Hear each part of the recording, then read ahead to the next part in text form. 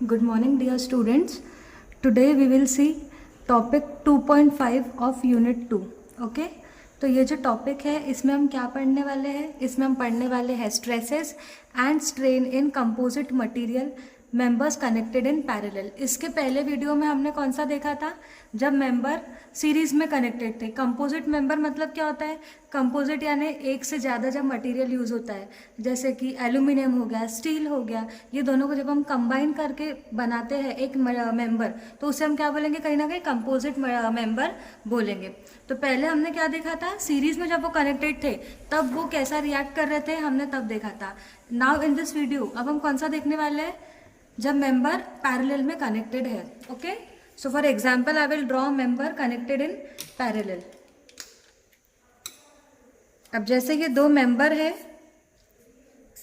ये दोनों काय में कनेक्टेड है? पैरेलल में कनेक्टेड है, एक के ऊपर एक ऐसा स्टिक है। सीरीज है मतलब लेंथ में थे आजू बाजू, बट पैरेलल मतलब वो एक के ऊपर नीचे है। ठीक है, अब जब ये मेंबर हम पैरेलल में जब कनेक्टेड रहेगा तो इसमें कैसा रहेगा पता है?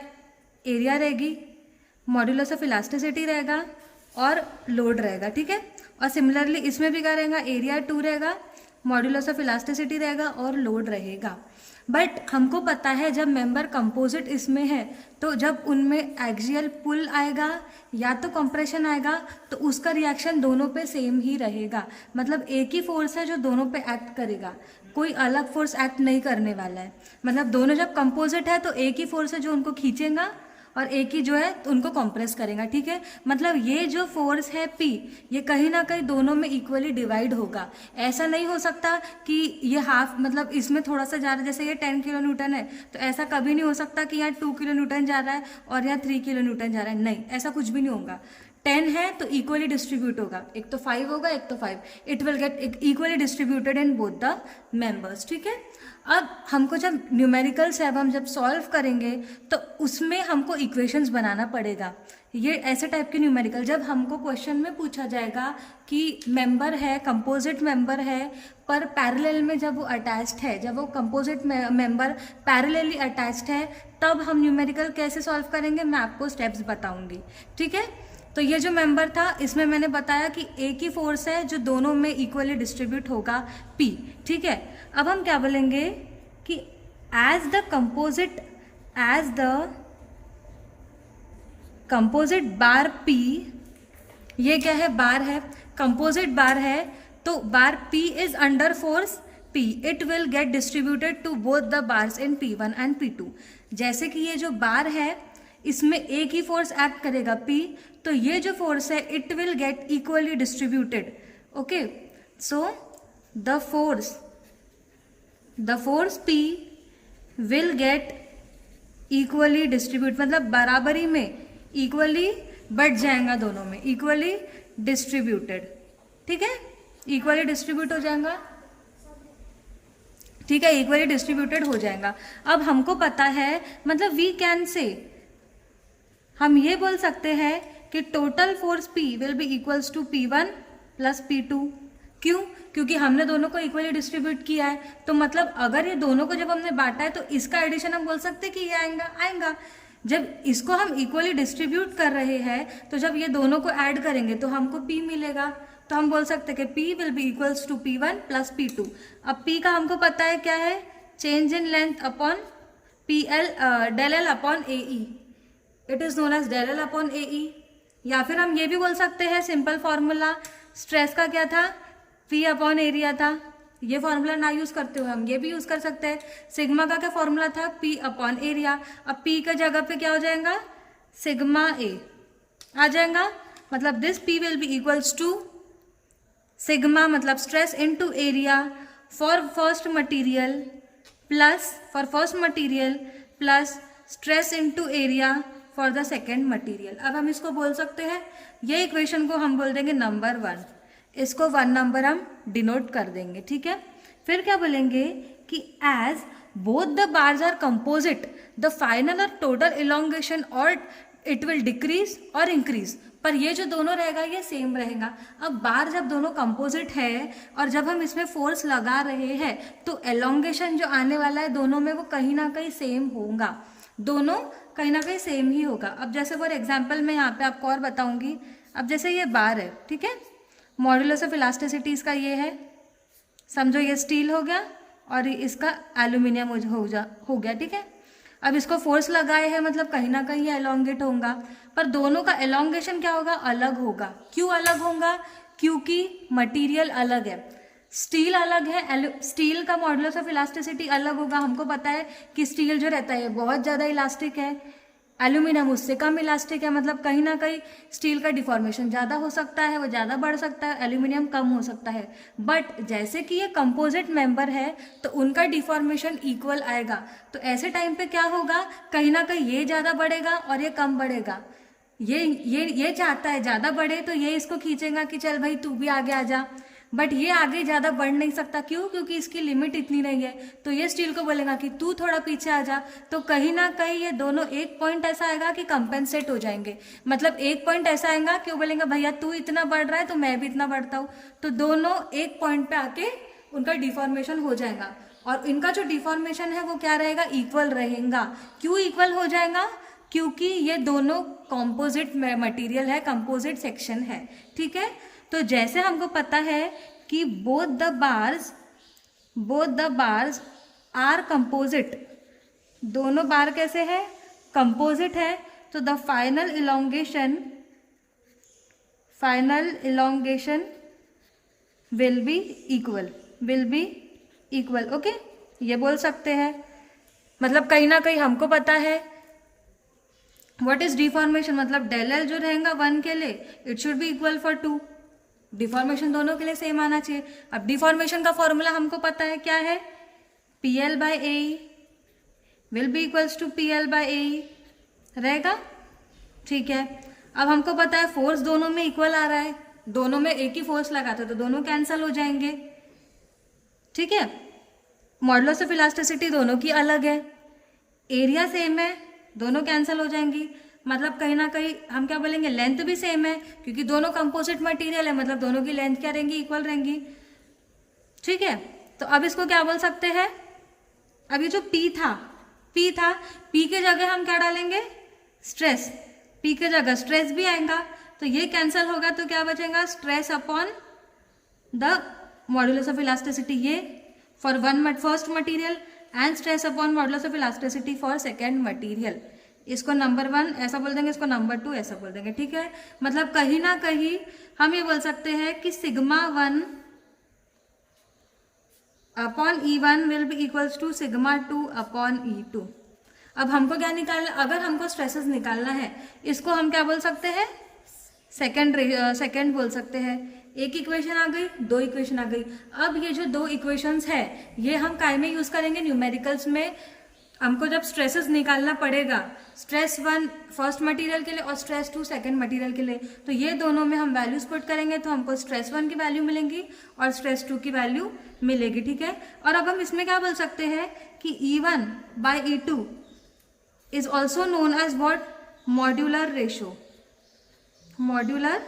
रेशो। अब जैसे हमको सिग्मा 1 निकालना है, ठीक है, एक न्यू पेज में यूज करूंगी।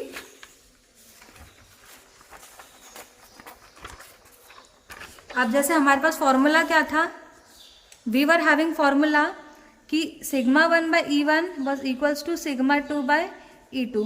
तो देखो सिग्मा 1 की वैल्यू जब हमको निकालना रहेगा तो ये क्या हो जाएगा, E1 by E2 into sigma 2। This is known as modular ratio. ऐसे बहुत सारे न्यूमेरिकल्स आएंगे जिनमें हमको मॉड्यूलर रेशो दिया रहेगा, मतलब E1 बाई E2 की वैल्यू दी गई रहेंगे, ठीक है। Now we will see the numericals. So we will start with the numerical. A RCC column 300 by 300 mm square is reinforced with 4 bars of 16 mm diameter. Determine the stresses induced in steel and concrete if it is subjected to axial load of 450 kilonewton. Take modular ratio M is 13.33. अब हमको question में क्या बोला है, एक column है, RCC का column है, RCC का स्क्वायर कॉलम है, जिसमें वो कितने से रेनफोर्स्ड है, 4 बार है, उसमें ये स्टील के 4 बार से रेनफोर्स्ड है और बाकी इसमें क्या है, पूरा कंक्रीट है। अब हमको क्या बोला है, हमको स्ट्रेसेस निकालना है। ये जो स्टील बार में स्ट्रेसेस आएंगे वो और कंक्रीट में जो आएगा वो फोर्स के कारण, जो फोर्स अप्लाई हो रहा है उसके कारण बॉडी जो इंटरनल रेजिस्टेंस देंगी, जो स्ट्रेसेस डेवलप करेंगी, वो हमको निकालना है। ठीक है, तो सबसे पहले अब हम क्या देख लेंगे, गिवन देखेंगे कि हमको गिवन में क्या क्या दिया है। So what we are given, diameter दिया गया है स्टील बार का, कितना दिया है 16 mm, 16 mm फाई दिया गया है। पर ये कितने बार है, एक बार है क्या, नहीं, ये कितने बार है, ये 4 बार से रेनफोर्स्ड है। तो अब क्या निकालेंगे हम, पहले area of column, area of column दिया गया हमको, एरिया ऑफ कॉलम कितना है 300 बाय 300 mm स्क्वायर है, ये दिया गया है। ठीक है, मॉड्यूलर रेशो दिया है m, मतलब m क्या है, it is E1 by E2, मैंने आपको अभी बताया था E1 by E2 is modular ratio, और ये दिया है 13.33। ठीक है, क्या दिया अब हमको, फोर्स भी दिया गया है P is given as 450 kilo newton, इसको न्यूटन में कन्वर्ट कर देंगे, 450 इंटू 10⁻3। टू फाइंड, हमको निकालना क्या है, we have to find stress in steel and stress in concrete, ये दोनों हमको निकालना है। अब मैंने पहले ही आपको बताया था कि ये दो इक्वेशंस हमारे बहुत काम आएंगी जब हमारा बार कंपोजिट, अब यहाँ पे कंपोजिट वर्ड यूज नहीं किया गया है, तो आपको लगना कि कंपोजिट है कि नहीं है, दो मटेरियल यूज हो रहे हैं, एक स्टील हो गया, एक कंक्रीट, दोनों साथ में कंबाइंड है, मतलब हमारा जो ये जो सेक्शन है वो क्या है, कंपोजिट सेक्शन है। तो ये कैसा सॉल्व होगा, दो इक्वेशन से सॉल्व होगा। कौन से दो इक्वेशन है, मैंने आपको पहले ही बताया था, वो अब हम यूज करेंगे। अब वो यूज करने के लिए सबसे पहले क्या हमको निकालना है, ठीक है, पहले मैं इक्वेशंस लिख देती हूँ तो ताकि आपको कंफ्यूजन ना हो। पहला इक्वेशन कौन सा था, P was equals to σ1 A1 plus σ2 A2, ये था पहला इक्वेशन। और दूसरा इक्वेशन कौन सा था, σ1 was equals to E1 by E2 σ2, ये दो इक्वेशन थे। अब ये दोनों इक्वेशंस को सॉल्व करने के लिए हमको जरूरत काय की है, स्ट्रेसेस तो हमको निकालना है, ये दिए गए हैं, P भी दिया है, मतलब हमको पहले क्या निकालना पड़ेगा, एरिया निकालना पड़ेगा स्टील का और एरिया निकालना पड़ेगा कंक्रीट का। अब स्टील के एरिया कैसे निकालना पड़ेंगे, देखो, to find area of steel, to find area of steel, circular section है तो इसकी एरिया कैसे निकलेंगी, π/4 इंटू डी स्क्वायर इंटू क्या आएगा 4, क्योंकि ये जो एरिया है ये एक बार की है। अब हमको ऐसे कितने बार दिए गए, ऐसे हमको 4 बार दिए, तो इंटू 4 कर देंगे। अब इसका आंसर क्या आएगा, π/4 इंटू डायमीटर कितना है 16 है, 16 का square into 4, what is the answer, π/4 into 16 square, π/4 into 16 का स्क्वायर इंटू, इसको ब्रैकेट में डाल देंगे ताकि हमको सॉल्व करने में आसानी होगी। ठीक है, ब्रैकेट में डाल दिए, कितना, ये एक का था, ये एक बार का एरिया, ऐसे हमारे पास कितने बार है, 4 बार है, तो इसका एरिया कितना आ जाएगा 804.24, ठीक है, mm square. This is area of concrete, concrete की एरिया आ गई, इसको हम बॉक्स में डाल देंगे, एरिया आ गई कंक्रीट की। अब वैसे ही हम एरिया ऑफ, नहीं सॉरी ये स्टील की एरिया है, ये क्या है, एरिया ऑफ स्टील, मतलब कहीं ना कहीं हमको ये चारों की एरिया मिल गई। अब हमको क्या निकालना है, बाकी जो मटेरियल है कंक्रीट, उसकी एरिया निकालना है। तो उसकी एरिया कैसे निकालेंगे, हमको टोटल एरिया दी गई है, उसमें से जब हम स्टील को माइनस कर देंगे तो जो बची कुची एरिया है वो कंक्रीट ने ऑक्यूपाई किया है। ठीक है, तो area of concrete, area of concrete will be equals to total area जो दिया गया है हमारे सेक्शन का माइनस एरिया ऑफ स्टील। तो टोटल सेक्शन की एरिया कितनी दी गई है 300 इंटू 300, इसको ब्रैकेट में ले लेंगे, माइनस एरिया ऑफ स्टील कितना है 804.24, 300 इंटू 300 माइनस 804.24। अब ये एरिया कितने आ गई 89195.76 mm स्क्वायर, ये आ गया area of concrete. This is area of concrete. अब हम इसको डालेंगे पहले वाले इसमें, जो हमको पहला इक्वेशन दिया गया था, अब उसमें क्या करेंगे, हम उसको सब्स्टिट्यूट कर देंगे। ठीक है, अब नाउ वी नो, हमको पता है, हमें अज्यूम करते हैं कि हमको सब पता है, तो पहला इक्वेशन हम क्या डालेंगे, P was equals to sigma 1 A1 plus sigma A। अब इसको बोलेंगे, 1 को क्या बोल सकते हैं हम, स्टील भी बोल सकते हैं, पहला वाला हम स्टील बोल देंगे, और ये क्या हो जाएगा, कॉन्क्रीट। पहला स्टील के लिए बोल देंगे, दूसरा कॉन्क्रीट के लिए। टोटल P हमको दिया गया है 450 इंटू 10⁻3। सिग्मा S हमको निकालना है। अब एरिया ऑफ स्टील कितना दिया गया है, 804.24 प्लस सिग्मा C हमको निकालना है। एरिया ऑफ कॉन्क्रीट कितना दिया गया है, 89195.76। ये हो गया पहला equation. Similarly now we will see the second equation कैसा है, sigma 1 upon E1 will be equals to sigma 2 upon E2। अब सिग्मा ऑफ स्टील, ये स्टील हो गया, ये कॉन्क्रीट है, ये कॉन्क्रीट हो गया, मतलब sigma stress of steel will be equals to, इसको क्या बोल सकते हैं, ये बोल सकते हैं ऐसा। अब हमको मॉड्यूलर रेशो दिया है, ये क्या है, कहीं ना कहीं मॉड्यूलर रेशो है। Now what is a modular ratio, modular ratio हमको कितना दिया है, 13.33। ये आ गई हमारे पास एक इक्वेशन। अब हम बोल सकते हैं, now put value of sigma S in equation number 1।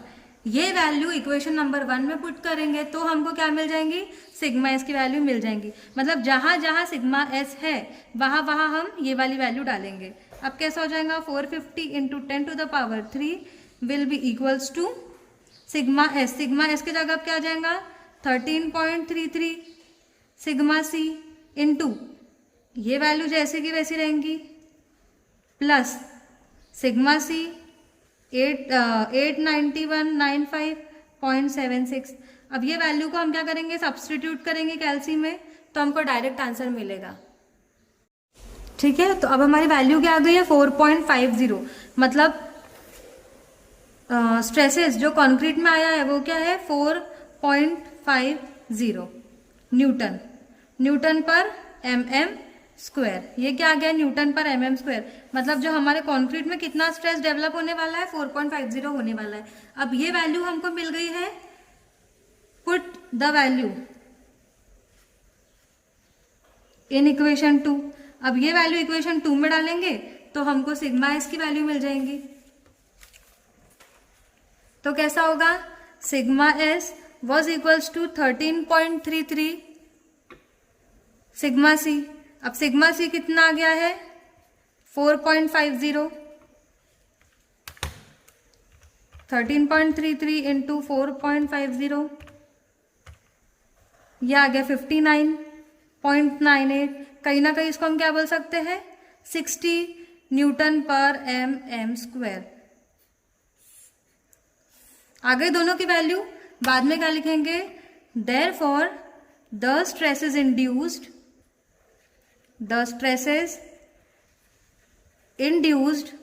in concrete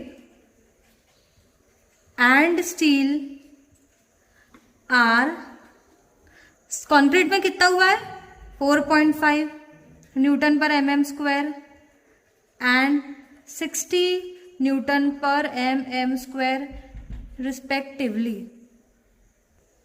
अब यहाँ पे भी हमने जो डाला है, मतलब आंसर को हम कैसे लिखेंगे, the stresses induced in concrete and steel are 4.5 newton per mm square and 60 newton per mm square respectively. Respectively का मतलब क्या होगा कि जो पहला दिया है उसका आंसर पहला है और जो सेकंड दिया उसका आंसर सेकंड है। ओके।